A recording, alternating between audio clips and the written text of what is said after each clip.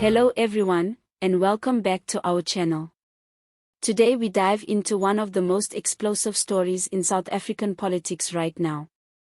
The African National Congress, the oldest liberation movement on the continent and the ruling party since 1994, is facing something no one could have imagined in the heady days of democracy. Its bank accounts have been frozen. Yes, you heard that right.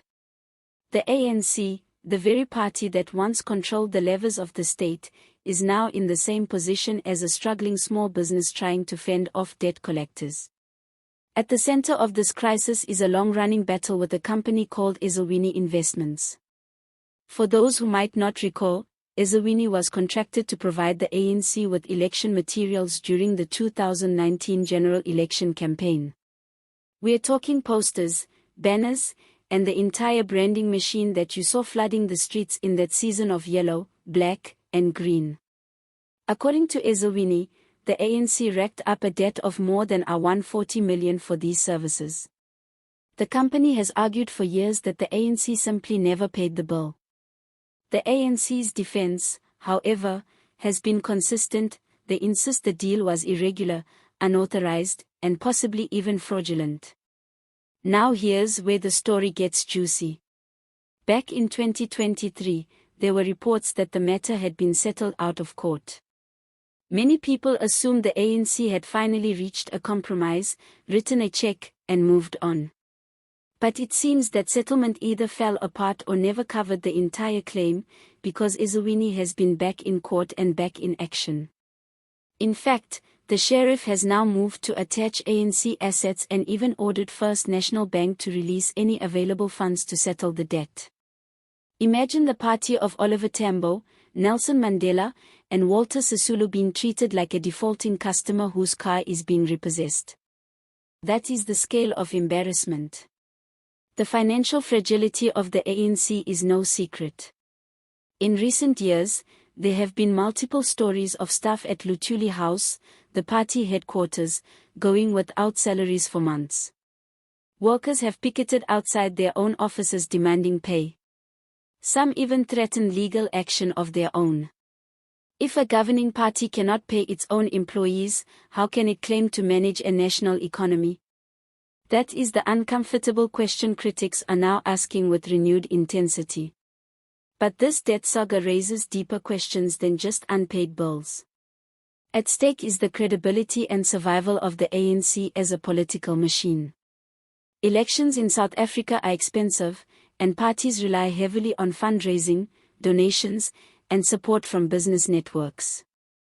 If potential donors see the ANC as drowning in debt and entangled in endless court battles, they may hesitate to pour in money for future campaigns. Without funds, the party's ground machinery could collapse, opening space for rivals like the Democratic Alliance, the Economic Freedom Fighters, and the MK Party to outspend and outorganize them in the next polls.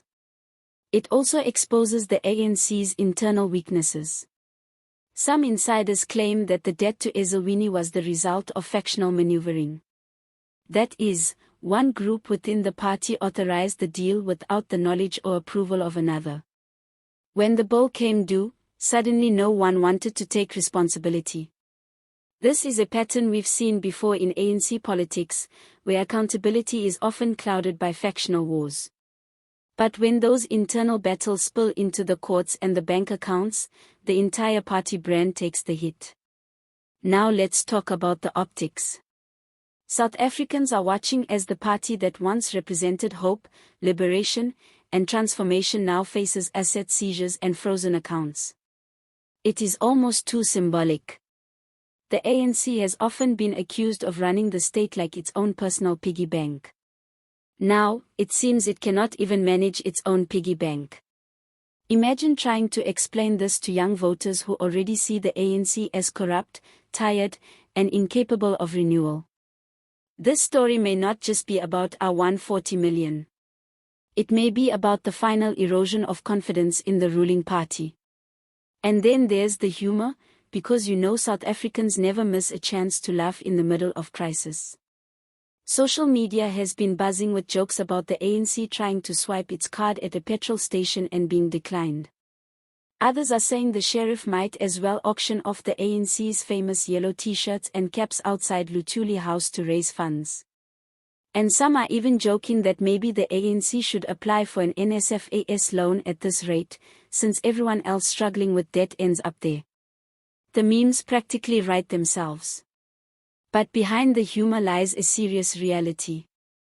The ANC's financial mess could have ripple effects across the country. Remember, this is the governing party. If its operations grind to a halt, if its offices are shuttered or its campaign infrastructure is dismantled, the entire machinery of governance and elections is destabilized. A party that cannot pay its debts cannot focus on policy, cannot plan strategy, and cannot inspire confidence in investors or ordinary citizens. The bigger picture is that this crisis is arriving at a time when the ANC is already weaker than ever before. It faces stiff competition in parliament, internal divisions that refuse to heal, and a public increasingly disillusioned with service delivery failures. Add a frozen bank account on top of that, and you have the makings of a political earthquake. Some analysts are even asking whether this could accelerate the ANC's decline ahead of the 2026 local government elections or the 2029 national vote. Of course, the ANC leadership is trying to project calm. They insist the party is engaging with the matter, that they are committed to honoring lawful agreements, and that nothing threatens their ability to function. But as the sheriff's actions show, creditors have run out of patience. Legal enforcement speaks louder than political promises. So where does this go from here? Well, unless the ANC can find the funds or negotiate another credible settlement, Ezulweni will continue to push for payment.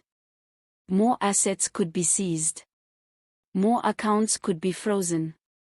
And the spectacle of the ruling party being hounded by debt collectors may become a recurring headline. At the end of the day, this is more than a legal dispute. It is a mere reflecting the ANC's broader crisis of governance, accountability, and survival. If a liberation movement that once toppled apartheid now struggles to pay for posters and t-shirts, what does that tell us about the state of our democracy? So what do you think? Is this the beginning of the end for the ANC as a dominant force, or just another embarrassing chapter that they will eventually brush off? Could financial collapse succeed where opposition parties have failed in bringing down the giants of South African politics? Let us know in the comments below. Thank you so much for watching. If you enjoyed this deep dive, don't forget to hit like, subscribe to the channel, and ring that notification bell so you never miss an update. Share your thoughts, your jokes, and your predictions about the ANC's money troubles. This is one story that will definitely keep unfolding, and we'll be right here to cover it. See you next time.